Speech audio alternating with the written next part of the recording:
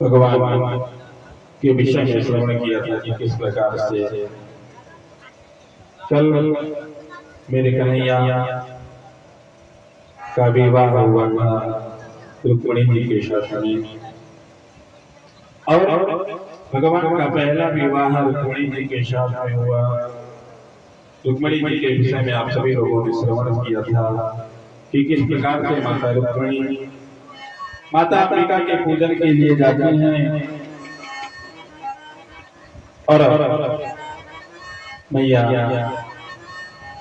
का पूजन करते और मैया का पूजन करने के बाद में माता प्रसन्न होती है। और जब माता प्रसन्न होती है उस समय रथ पर सवार होकर के मेरे कन्हैया आए थे, और जो मेरे कन्हैया आए थे उनके सुंदर स्वरूप को वहां के सेवकों ने देखा। सेवकों ने देख करके मोहित हो जाते और मोहित होकर के मेरे कन्हैया अंत में रुक्मिणी जी को लेकर के प्रस्थान कर देते हैं। और मेरे कन्हैया का दूसरा विवाह जाम्बवती के साथ में होता है। यह जाम्बवती यह रक्षराज जाम्बवानी की पुत्री थी। एक बार मेरे कन्हैया को इस मंथन मणि की चोरी का कलंक लगता है। जब समंतक कलंक की चोरी का इनके ऊपर कलंक लगता है तो मेरे कन्हैया इस मंथन मणि को खोजने के लिए आज निकल पड़ते हैं। और जब निकलते हैं ना तो इनको ये होते करते रक्षराज जाम्बवती के उस पावन गुफा के समीप में पहुंच जाते हैं। वहां पर जाते हैं और रक्षराज से इन भगवान कृष्ण का जो है भीषण संग्राम होता है। जब भीषण संग्राम होता है अंत में मेरे कन्हैया को रक्षराज पहचान जाते हैं, क्योंकि उन्होंने मर्यादा पुरुषोत्तम राज की सरकार से ये आशीर्वाद प्राप्त किया था ना।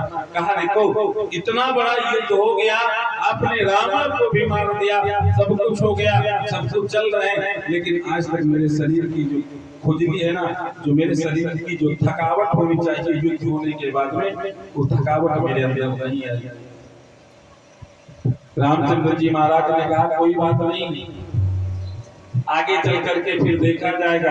वही रक्षराज आज गुफा में अपनी पुत्री जाम्बवती के साथ में रह रहे थे और भीषण संग्राम होता है। और भीषण संग्राम होने के बाद में जाम्बवान को ऐसा लगता है कि अब मेरे प्राण पखेरु उड़ जाएंगे। उन्होंने जो है हाथ जोड़ा और हाथ जोड़ करके कन्हैया के चरणों में गिर गए। कन्हैया के चरणों में गिर करके कहने लगे प्रभु मैं आपको पहचान गया, आप तो कहने के लिए मुरलीधर है, लेकिन मेरे लिए तो आप पूरे धनुष्मान वाले मेरे परमात्मा हैं। और उसी समय चरणों में गिर गया। चरणों में गिर करके मेरे कन्हैया ने कहा इस मणि को तुम मुझे दे दो, इस मणि को मैं लेकर के जाऊंगा। लेकिन उसी समय जाम्बवान कहने लगता है, रक्षराज कहने लगते हैं कि देखो हमारी इस पुत्री को मैंने बड़े ही लाड और प्यार के साथ में मैंने इसको पाला है, इसीलिए मैं आपके साथ इसका पाणिग्रहण संस्कार करना चाहता हूँ। और इस मणि को मैं ऐसे सरलता में नहीं दूंगा, इस मणि को मैं दहेज के रूप में मैं तुम्हें दे देता हूँ। और रक्षराज ने उस मणि को दहेज के रूप में दिया। और मेरे कन्हैया ने दूसरा विवाह किया किसके साथ में? जाम्बवती के साथ में। अब इधर सत्राजित से भी जुड़ी हुई यही कहानी प्राप्त होती है कि सत्राजित इस मणि को ले लेते हैं। और जब सत्राजित इस मणि को ले लेते हैं मेरे परमात्मा को पता चलता है। परमात्मा जाते हैं, सत्राजित अपनी पुत्री सत्यभामा का विवाह कन्हैया के साथ में कर देते हैं। और कन्हैया ने कहा कि आपने जो ये अपराध किया है ना, इस अपराध का प्रायश्चित आपको भोगना पड़ेगा, क्योंकि आपके पास में ये जो मणि है ना, ये मणि आपके पास में ही रहेगी। ये जो 8 भर सोना देती है ये मणि, इसकी जो 9 घंटे 10 घंटे की जो पूजा होती है ना, पूजा भी आपको करना पड़ेगा, और आपको जो सोना निकलेगा ला करके हमारे कोषागार में उसको रखना पड़ेगा। उन्होंने अपने पुत्री सत्यभामा का विवाह मेरे कन्हैया के साथ में कर दिया। तीसरा विवाह हुआ मेरे कन्हैया का सत्यभामा के साथ में। थोड़े दिनों के बाद में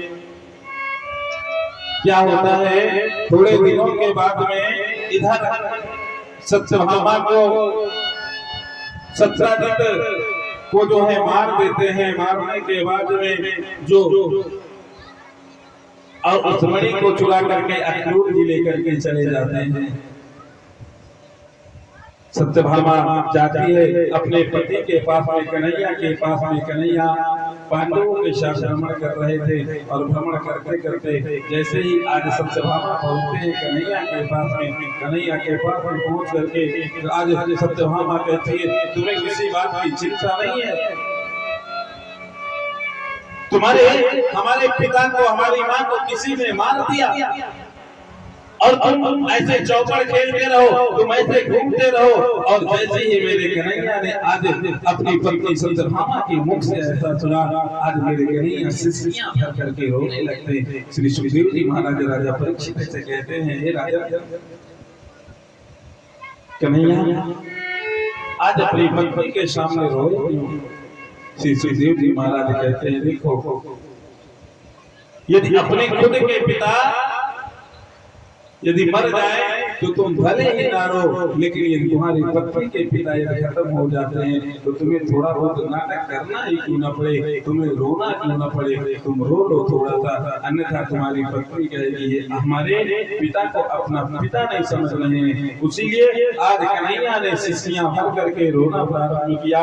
मेरे कन्हैया ने चौथा विवाह भगवान सूर्य देव की पुत्री कालिंदी के साथ में किया।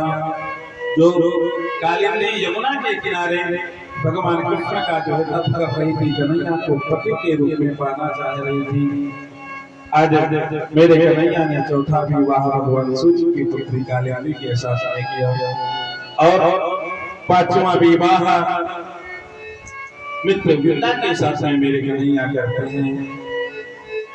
यह अवंती नरेश यदय सेन की पुत्री थी। यहाँ पर बिंद अनुबिंद ये उज्जैनी के राजा थे।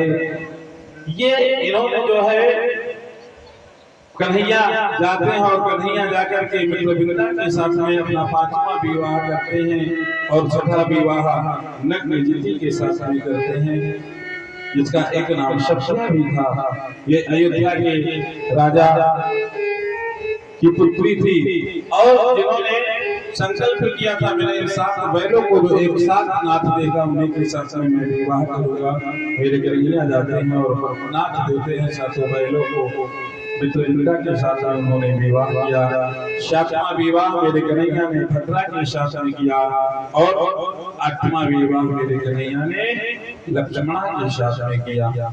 इस प्रकार से मेरे कन्हैया ने 8 विवाह कर लिए, और 8 विवाह करने के बाद में मेरे कन्हैया सदा सर्वदा आनंदमय जीवन व्यतीत कर रहे थे। लेकिन 8 पटरानियों के साथ में सुंदर ये अपने घर में रह करके उनके साथ में आनंद पूर्वक जो है निवास कर रहे थे, और निवास करते करते एक दिन क्या होता है, एक स्त्री आती है, और स्त्री आकर के कन्हैया के सामने गिड़गिड़ाने लगती है, कहती है, परमात्मा आपके हाथों में हमारा लाज है। हम जैसे न जाने कितने 16,100 कन्याओं की लाज कन्हैया आपके हाथ में है। यदि आप चाहो तो हमारे इस लाज को बचा लो, यदि आप चाहो तो हमारी इस लाज को आप जो है छोड़ दो किसी दूसरे के सहारे। मेरे कन्हैया ने कहा कि बात क्या है आप बताओ। तब वो बताती है कि प्राग ज्योतिषपुर में कि भौमासुर का पुत्र जो है भूमि, भौमापुत्र का जो पुत्र था, भूमि का जो पुत्र था भौमासुर, मेरे कन्हैया जाते हैं उसका वध करते हैं, प्राग ज्योतिषपुर पहुंचते हैं। और प्राग ज्योतिषपुर के जो सेनापति हैं ना, उनका नाम है मुर। ये मुर नामक जो दैत्य है ना, इसके जो है 4 सिर हैं, चारों तरफ से ये देख सकता है। और जो ये भवन है ना, ये प्राग ज्योतिषपुर जो भवन है ना, इस प्राग ज्योतिषपुर भवन के चारों तरफ से बहुत बड़े बड़े जो है गड्ढे खोदे गए हैं। उसमें कहीं पर मगर, कहीं पर सिंह, कहीं पर शेर इत्यादि जो है पाले गए हैं। उस भवन में कोई ऐसे साधारण में नहीं जा सकता, लेकिन मेरे कन्हैया जाते हैं। और कन्हैया जाते हैं, कन्हैया जा करके उस मुर नामक दैत्य से वहां पर भीषण संग्राम होता है। और भीषण युद्ध होने के बाद में मेरे कन्हैया उसको परास्त कर देते हैं। और परास्त करने के बाद में कन्हैया ने जब उस कारागार को, उस जेल को खुलवाया, तो उससे 16,100 जो है कन्याएं बाहर निकलती हैं। और जब 16,100 कन्याएं उस जेल से बाहर निकली, सभी ने कन्हैया को देखा, कन्हैया को देख करके हाथ जोड़ करके प्रणाम किया। और प्रणाम करने के बाद में मेरे कन्हैया ने कहा कि हमारा इतना ही उत्तरदायित्व था कि आप लोगों को जेल से जैसे तैसे हम छुड़वा सकें, कि आप लोगों को जैसे तैसे मैं जेल से छुड़वा सके। हमने छुड़वा दिया, अब आप लोग जाओ, अपने अपने पतियों के पास में निवास करो, अपने अपने घर जाकर के अपने पतियों के पास में रहो। सारी की सारी जो स्त्रियां थी ना, हाथ जोड़ करके खड़ी हो गई और खड़ी होकर के कहने लगी, परमात्मा मेरे पिता, हमारे भाई अब मुझे ग्रहण नहीं करेंगे। अब तो हमें यदि आप छोड़ देंगे ना, तो हमें गलत मार्ग पर जो ही जाना पड़ेगा, उसके सिवा हमारे लिए कोई मार्ग नहीं है। मेरे कन्हैया ने कहा, आखिर आप लोग क्या चाहते हैं? तो समझते स्त्रियां कहने लगती हैं कि परमात्मा केवल मैं चाहती हूँ तो आपको अपने पति के रूप में। मेरे कन्हैया ने कहा, कोई बात नहीं। मेरे कन्हैया ने एक ही मुहूर्त में, एक ही समय उन 16,100 कन्याओं के साथ में, स्त्रियों के साथ में विवाह किया। अब मेरे कन्हैया के कितने विवाह हो गए? 16,108।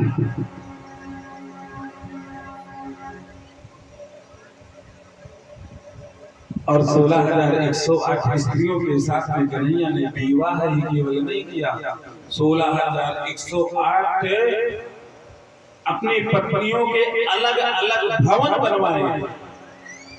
सबके भवन अलग अलग हैं। और 16,108 स्वरूप मेरे कन्हैया ने बनाया।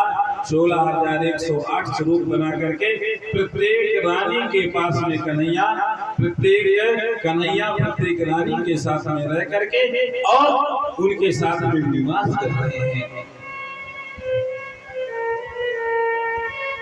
इस प्रकार से मेरे कन्हैया वहां पर निवास कर रहे हैं। और निवास करते करते एक दिन नारद जी वहां पर पहुंचते हैं। नारद जी पहुंच करके मन में विचार करते हैं कि चल करके कन्हैया को देखना चाहिए कि कन्हैया कैसे आखिर वहां पर निवास कर रहे हैं। 16,108 स्त्रियों के साथ में कैसे वहां पर निवास कर रहे हैं। इस दृश्य को देखने के लिए नारद जी भी जाते हैं। और जब नारद जी जाते हैं, नारद जी गए, नारद जी ने जाकर के देखा। और जैसे ही नारद को मेरे कन्हैया ने देखा, अरे कन्हैया ने कहा, अरे ईश्वर आइए आइए, प्रणाम प्रणाम।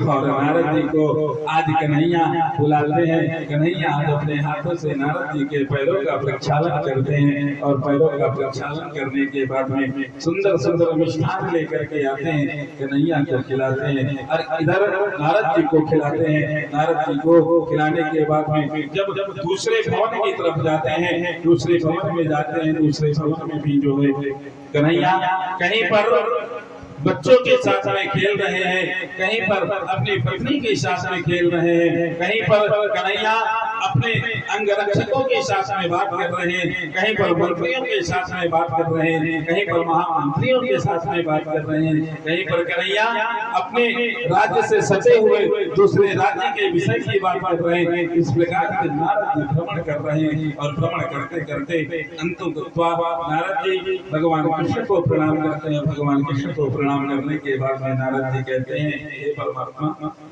आपकी लीला, आपकी निधानों, आपकी लीला को आज तक संसार में कोई नहीं समझ पाया, तो हम जैसे अभागे नारद कैसे समझ सकते हैं। इस प्रकार से मेरे कन्हैया की सुंदर बाल लीला, सुंदर आज 16,108 कन्याओं के साथ में इन्होंने निवास किया।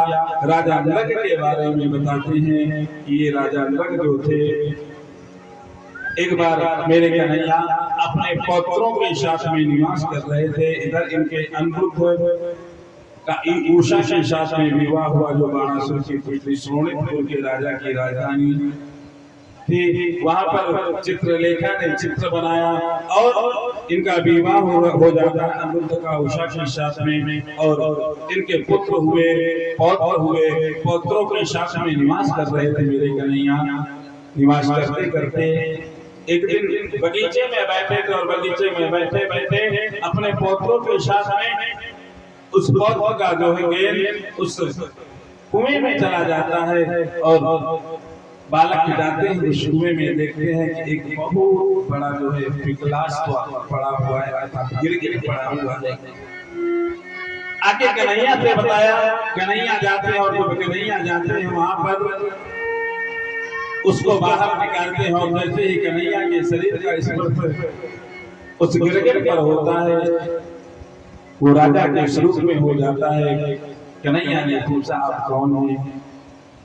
तब वो कहता है, रघु नाम नरे तो हम। कहा, भगवान आपने मेरे विषय में सुना होगा। कहा, आपने मुझे मेरे विषय में सुना होगा, मैं राजा नरक हूँ। हे प्रभु, धरती पर जितने कंकड़ हैं, धरती में जितने पत्थर हैं, आकाश में जितने तारे हैं, उन समस्त सबकी गिनती तो आप कर सकते हो, लेकिन मैंने संसार में इतना दान किया, इतना दान किया, उसकी गणना नहीं की जा सकती। तो कन्हैया ने कहा, जब तुमने इतना दान किया तो आखिर तुम्हारी स्थिति ऐसे कैसे हुई कि तुम पिघलाश बन करके पड़े हुए, गिरगिट बन करके पड़े हुए हो?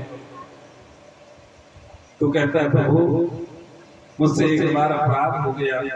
अपराध क्या हुआ कि एक पंडित जी थे और उन पंडित जी की गाय जो है हमारी गौशाला में आ गई, और वो जो पंडित जी थे ना, जिनकी गाय हमारे गौशाला में आ गई, वो अयाचक थे, किसी से याचना नहीं करते थे। आज तक उन्होंने किसी के सामने हाथ नहीं फैलाया, ना तो कभी किसी के दरवाजे जाते थे। उनको जो कुछ भी अपने घर में ही जो प्राप्त हो जाता था, उसी को ग्रहण कर लेते थे, उसी से अपना जीवन यापन किया करते थे। लेकिन एक दिन उनकी गाय न जाने कैसे उनकी गौशाला से छूटती है और हमारी गौशाला में आकर के मिल जाती है। और हमारा नियम था, जब जब याचक आते थे मैं गायों का दान किया करता था। और मैंने दूसरे पंडित जी हमारे यहाँ आते हैं, मैंने उनको वही गाय दान में दे दिया। और वो पंडित जी गाय को लेकर के उन पंडित जी के दरवाजे के सामने से निकल गए थे।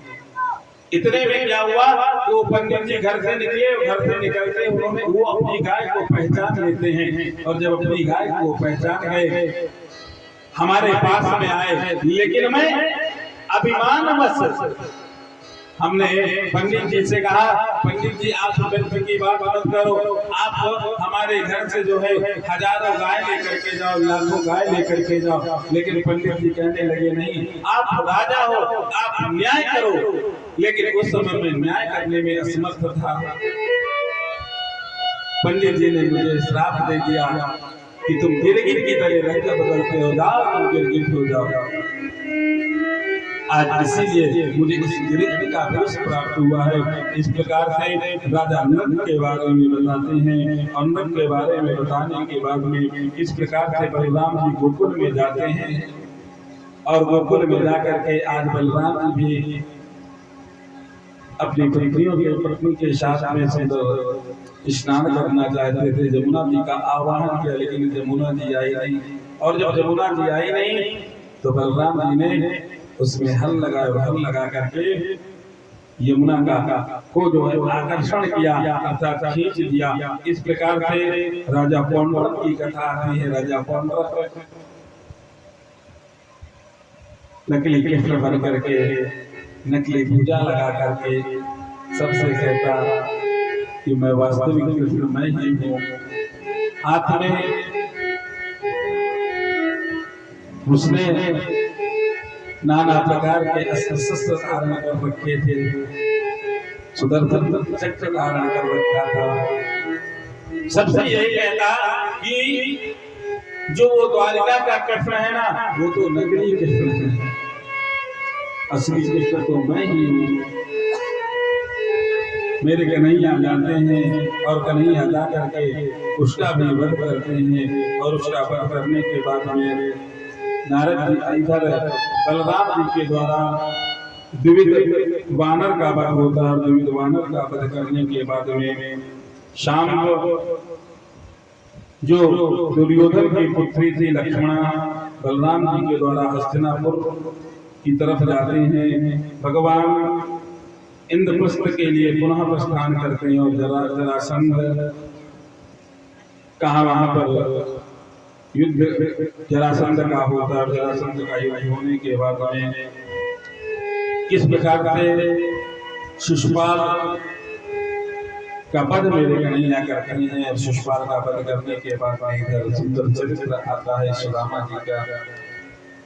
किस प्रकार से भगवान कृष्ण के द्वारा दंतवक्र और विदुरथ का वध होता है। विदुरथ का वध होने के बाद में बलराम जी ने सूत जी महाराज का भी वध कर दिया। ये जो भागवत के प्रवक्ता सूत जी महाराज ने सूत जी महाराज का वध कर दिया। और जब इन्होंने वध कर दिया, वध करने के बाद में बलराम जी इधर उधर घूमने लगे, लेकिन इनको भी दोष लगा और इनको प्रायश्चित करना पड़ा। श्री सुखदेव जी महाराज से राजा परीक्षित ने प्रश्न किया, गुरुदेव आप मुझे सुदामा जी का प्रसंग श्रवण कराएं। किस प्रकार से सुदामा जी महाराज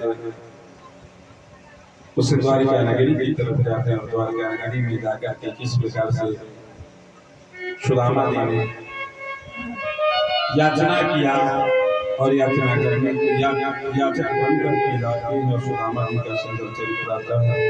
बोले बाल कृष्ण लाल की।